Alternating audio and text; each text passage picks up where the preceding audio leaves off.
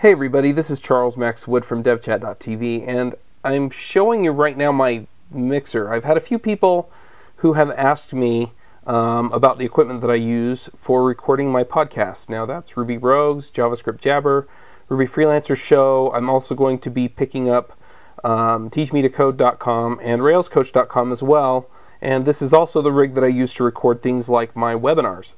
So I'm going to walk through what I've got here really quickly and hopefully give you an idea of some of the equipment that you can use to do this kind of work. So I'm going to walk through what the mixer does really quickly, and then I'm going to walk through how I use it. So really quickly, I don't know how well you can see it. It's a Pro FX 12.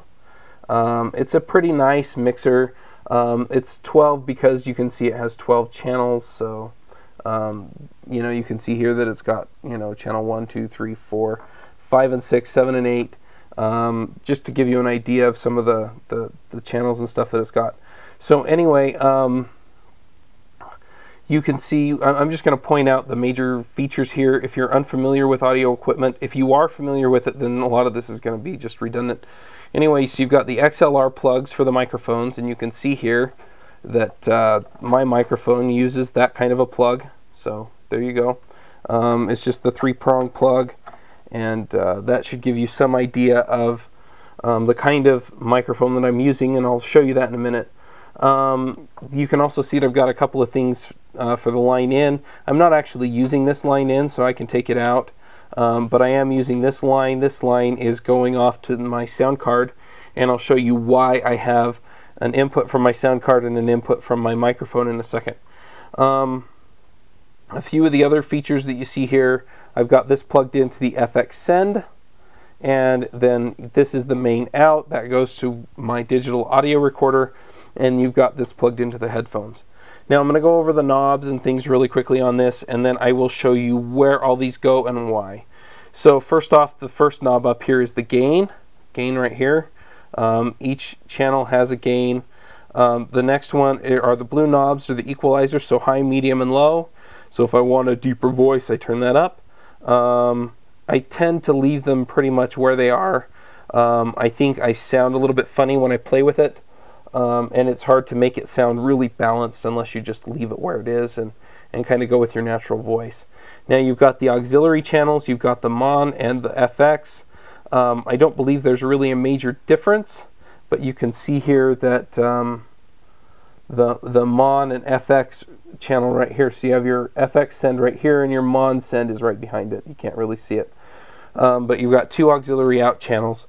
I'm using those basically to filter out people who I have on the show, and I'll walk through that in just a second. The pan is left right, so the only time that I really see people change the pan is if you're doing an interview. So let's say I was interviewing somebody important, somebody you all want to hear from. What you can do is you can turn this so that I'm all the way on the left and this is all the way on the right, and then when it records it, it sets it up so that they're all the way on the right and I'm all the way on the left. And then what you do from there is, in your editing software, it usually separates it by left channel and right channel. And if you separate by left channel and right channel, then you can edit each, the guest and yourself, independently. It does have a mute button. One other thing I neglected to show you is this low cut. Low cut cuts out all the low-level noise, so any static in the room, things like that. I tend not to use it just because I get pretty clean sound out of my microphone, and it hasn't really been an issue for noise. You've got these faders or sliders that you can use for the volume. Honestly, I prefer these to the knobs, and I'll show you another mixer in a minute. That's kind of a lower end one that you can use for that. But you've got the sliders here, and on the other one you've got the knobs. These are just smooth. You can smoothly, you know, fade in, fade out, whatever with it. And it's real easy to see where you're at. You've got your FX send and your FX to Mon. What that does is it just it controls your outputs, your auxiliary outputs with the volume. And then you've got ST return and FX return. You kind of get an idea there. So then you have your Mon and your main. Mon is usually monitor, and main is your main mix. So this controls the mon output. So that's usually like your if you're in a studio, it's the mixing room and stuff. Phones, tape, you kind of get an idea there. Input level. I really don't play with that a whole lot. The input levels for a USB input that I don't use. This has a whole bunch of FX presets, so it'll actually apply filters to your voice to make it sound like you're in one of those places. I don't use the feature, but it's there, and you can also play with your graphic equalizer or your graphic equalizer. I don't do a whole lot with the equalizers on either each channel or on the main mix, and the reason is because when I tend to play with those, like I said before, it just doesn't sound quite right. So I usually just leave them straight up and down normal. All right, so let me show you what I have plugged in and why. Now, the most obvious one is the headphones. I actually have the headphones on my head, so let me take them off real quick. I'm not sure why I had them on. Oh, I did have them on my head because I was listening to another recording that I just did. But anyway, so you can see here that it's the Sony MDR 7506. Excuse me. These are professional professional headphones. They run about $200 to $250, but they sound stupendous. I can hear everything. I really feel like I get good quality out of them, and I can't get enough of them. So you know, super nice, and I highly recommend them. They just sound great. I've had some other headphones in the past. Didn't necessarily love them, but these I just can't speak highly enough of. The next most obvious one is your main out. So this is everything that's coming in, so the microphone and this other input, that all comes out in the main out. And if you follow this cord, you can see that it goes to this thing. This is a digital audio recorder. It's an Edirol R-09HR. They don't make these anymore. They make a newer model, a different kind. They look a little bit different, but I highly recommend that you get this if you can, or get the Roland R-05 if you can't. And I actually have a Roland right here, and this is in another box I'll show you in a minute, that I use for a podcasting club for the kids at my son's school. My son is 7, and he and another kid have been coming to a podcasting club that I've been hosting. So this is the Roland R-05. It's basically the same. You can see that they both have microphones on top, so the microphone on the right and the microphone on the left. Play, pause, stop, skip back and skip forward. This one you can change the input on. I don't usually use that, or the volume.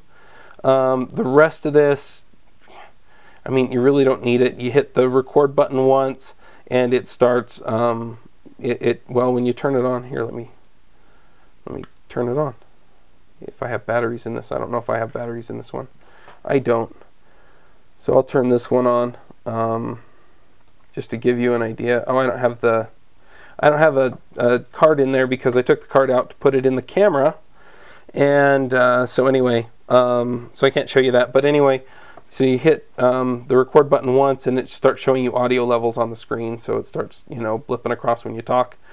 So then you can kind of adjust things to where you want it, and then you can hit record again, and it'll start recording.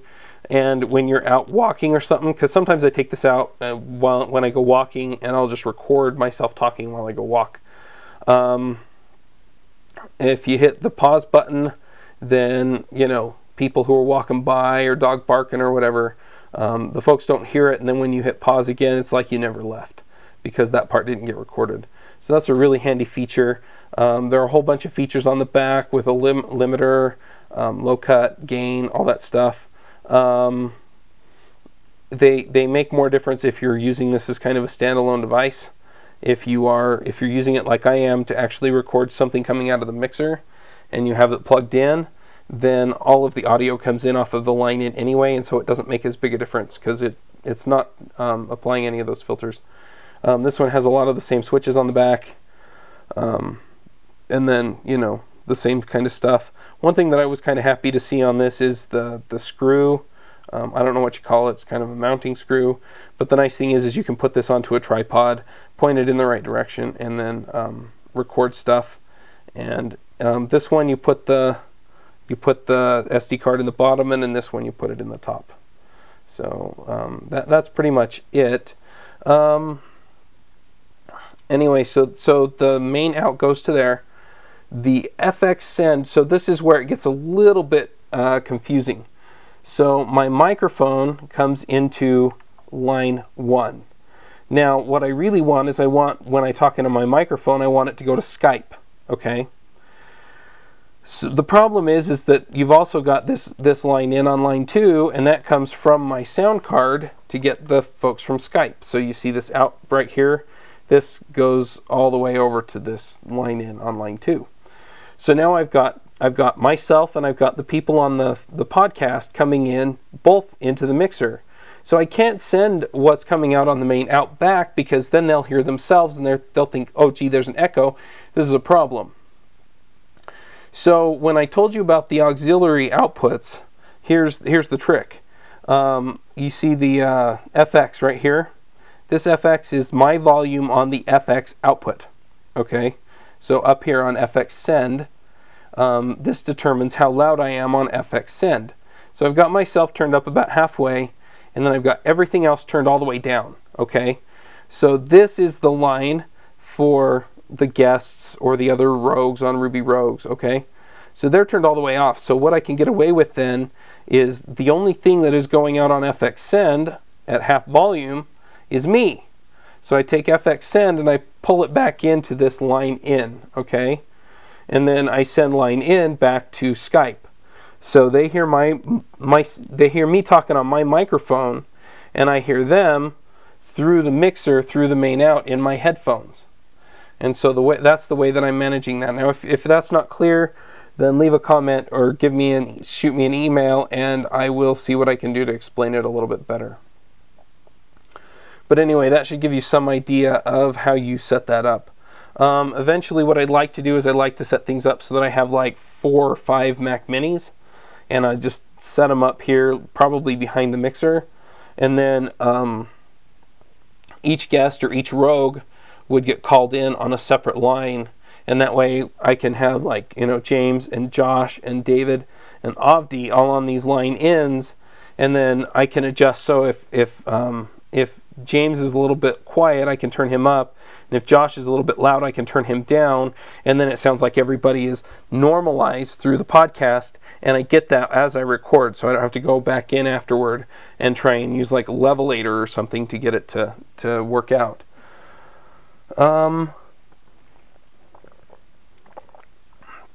Now I don't know if you saw that I had something else plugged in here. The reason that I had that plugged in is that I've been playing with the idea of setting up a soundboard. So I'd bring in another device, so I just plug it in here, and then I could actually turn it up. So now the sound effects go back to the people listening. I go back to the people listening, but their voices still don't. So that can kind of give you an idea of what's there. But I'll turn it back down because I'm not using it right now. So the only other thing that I didn't talk about here is you see the USB plug here. That's how you access the files on here. And so that's the cord, and you just plug it into a USB hub like this. So I don't know if you can see that. I'm a Doctor Who fan, so this is a TARDIS USB hub. And so you just plug it into the USB, and then the machine picks it up, says, hey, you've got some temporary storage attached. What do you want to do with it? And so then you can copy it over to your machine. In my case, I copy it to Dropbox, and my virtual assistant picks it up. One other nice thing to have is something like this. That's my iPhone.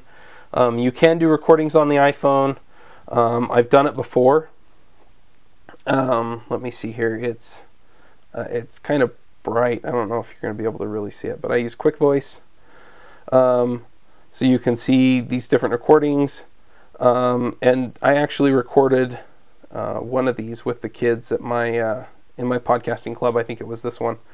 And so you can play it back, you can copy it over, that kind of stuff. So you really can do it with anything. If you're going to use something, though, I recommend one of those. They cost like $100, but they're well worth the investment, and they're much more versatile than something like that. I've also seen the Zoom I don't remember what it's called, Zoom 4 or whatever. And that's pretty cool. It's got some XLR inputs and stuff like that that sound really good. One other thing I want to show you real quick, I didn't really point it out, but it's really handy thing. This is an iMic USB audio audio card, sound card. One thing that you can do with this is you can set it up so that I could plug these actually into my computer to its sound port, and then I could actually set up a soundboard on my computer and make that come out through here, and that way they're coming through different places. And that's another option that people have. What I'm going to come over here and show you now is actually the stuff that I used to record with my kids. Oh wait, I didn't show you the Heil. This is, so you can see this comes out here. So the XLR comes in here. Now the XLR actually comes over here to this mic mute. I'll show you that real fast. So the mic mute is nice. If you are talking and you have to cough or something, you just hold the button down, and then you can cough and blah, blah, blah, blah. Tape keeps rolling, it keeps recording, but they don't hear you coughing. And so super nice. I use it sometimes when my kids come into my office during the show and things like that. Anyway, it goes, so this connects to here, and then this connects all the way over to my boom arm. Now I want to show you right here, this cord goes right into the base of the boom arm, and then you can see it comes up through here. It goes up this channel, and then it comes out here, and then it goes back inside. So it's built into the boom arm, which is super nice, because then you don't have to worry about it getting tangled or anything. So it comes out the top, and then you can see I've got my microphone here. Now the first thing that you're probably going to notice is that I've got this big thing around it. This is a shock mount. It's made to go on the Heil PR40, and it is well worth it. Before I had it, I would accidentally bump my boom arm or something, and you would hear this wong through the whole microphone, and it just wasn't worth it. Since I've gotten this, you really don't hear it. If I bump it, it's just not a big deal. And then the Heil PR40 itself is a super nice mic. I've seen them go anywhere from $150 to $250.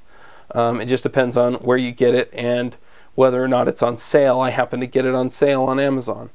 It's a terrific sounding microphone. It's the microphone that Dan Benjamin and Leo Laporte use. It doesn't come with the windscreen. The windscreen's something I ripped off of another microphone. The reason that I have the windscreen on there is because I haven't taken it off, to be honest.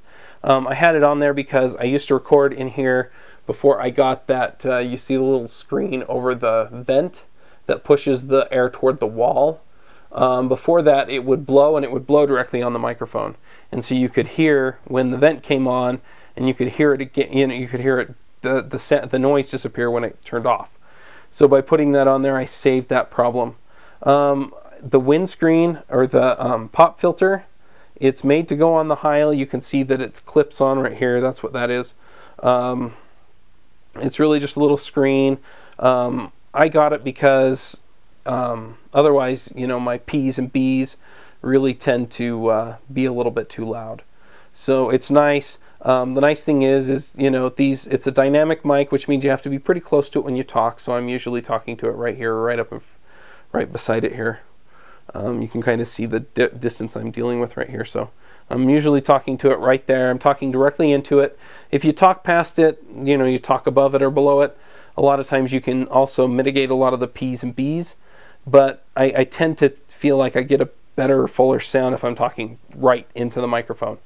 So that's kind of the approach I use there, and it seems to work pretty well. I think I sound terrific. I have a lot of people ask me how I get my sound so good, and that's pretty much it. It's 99% the microphone and 1% how I manage the rest of this.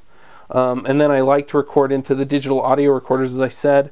The main reason is because I don't want to have my computer as a point of failure. I just feel like it offers some flexibility, and I can take that anywhere and record. So it's just super nice to have that way.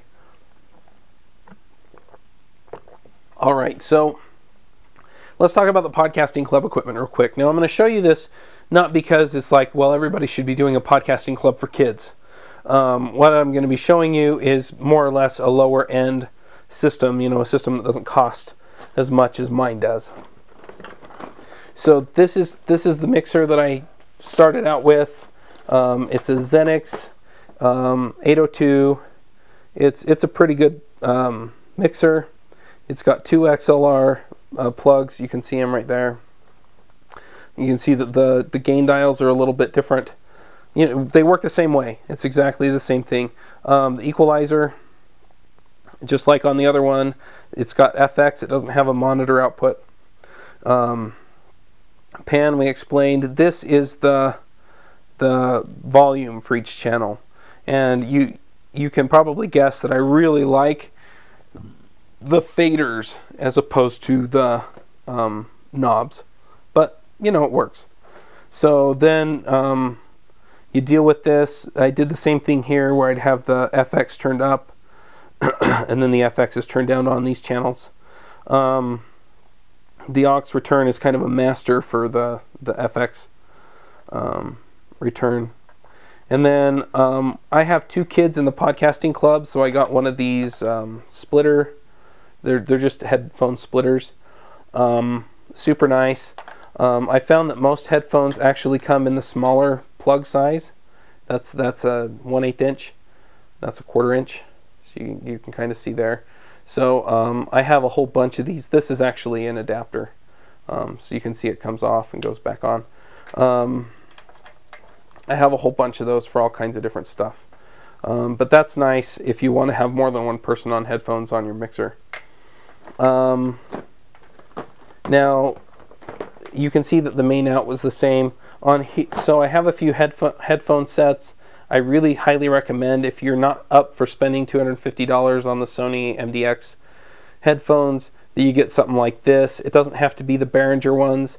The Behringer one actually came with the mixer. I got them both in one set. But I don't mind using these because they're a little bit lower end, and it wouldn't hurt my feelings if the kids busted them. But yeah, get over the ear headphones. It makes a world of difference in being able to hear the sound quality of your recording. I got another pair just because I knew I'd have a couple of kids recording at once. These are JVC Super Bass whatevers. They sound okay. They're 20 bucks. And so I figured I could let kids play with $20 headphones and it wouldn't hurt me at all. This is the microphone that I use for the podcasting club. The windscreen, I believe, came with the microphone. It's a Shure SM58 microphone. It sounds pretty good. It's $100. The Heil is usually quite a bit more. It sounds okay. The kids sound good on it. I do need the windscreen on there, not because there's air blowing on it, but because the kids tend to talk right into it. So they'll put their mouth right on here and talk. And they're pretty breathy, and so they'll talk and they'll breathe right into it. And so that cuts a lot of the wind noise down when they're talking. This is a windscreen for this guy. So if I'm walking outside, you can see it's not super great, but it works. So you put it on the Roland, and then you can walk around, and if the wind's blowing, it'll do its thing. Now the other thing that I got for the class are these stands. Let me hold it way out so you can see it. They're pretty easy to set up. I don't know if I could do it one-handed. There we go. So anyway, you can see that they just slide down like this. Now the thing I like about them, there are a couple of things that I like about them. One is that they weren't very expensive. I think they were like 20 bucks. I don't remember exactly what I paid for them. But anyway, you can see that I can set it right on the edge of the desk. This turns, so I can just turn it so that the microphone is facing right in the kid's face. A first grader standing up puts his mouth right about here. You know, maybe a little bit lower, but right about here. The two kids that I have are in first grade in the podcasting club. So anyway, that works out pretty well. And it's simple enough to where I can give them the microphone and the stand, and they can actually set it up on their own. So that's pretty much everything I've got. So I don't know if there's anything else that you have questions about, but if you have questions about any of the equipment that I've shown, or you feel like I've left a gap, then let me know. Just leave a comment on the show notes or on this video on YouTube, and I'll get back to you and see if I can answer your questions. I hope this helps, and have a great evening.